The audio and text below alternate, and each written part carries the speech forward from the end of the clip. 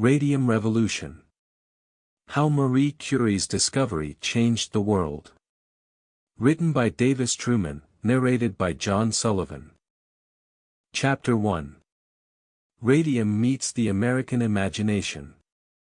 Like thousands of others, Henry Adams first confronted radium face-to-face at the Paris Exposition of 1900. As Adams haunted the expo, he marveled at the new application of force he encountered everywhere he looked. The dynamo, as Adams understood it, was a symbol of infinity that evoked feelings akin to what the first Christians must have felt in the presence of the cross. It was less a piece of machinery than an occult, otherworldly object. Radium, however, represented something even more disorienting to Adams. It was wholly new. Though it looked like little more than innocuous powder, radium heralded a profound rupture in human history for Adams. Nothing in Adams's famed education prepared him for the metaphysical reorientation that radium would force on him.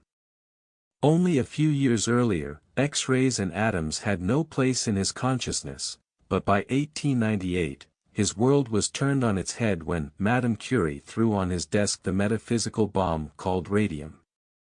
The discoveries on display at the expo brought him into a supersensual world, in which nothing could be measured according to old notions of scale.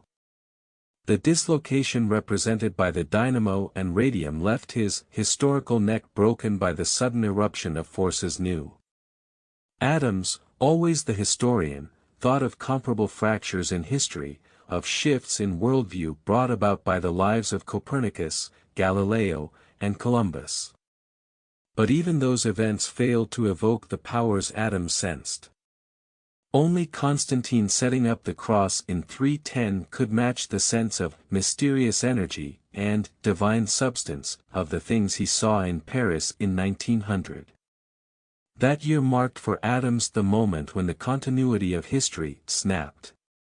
He quoted his acquaintance, the English philosopher Arthur Balfour, who announced that until the turn of the century, the human race had lived and died in a world of illusion.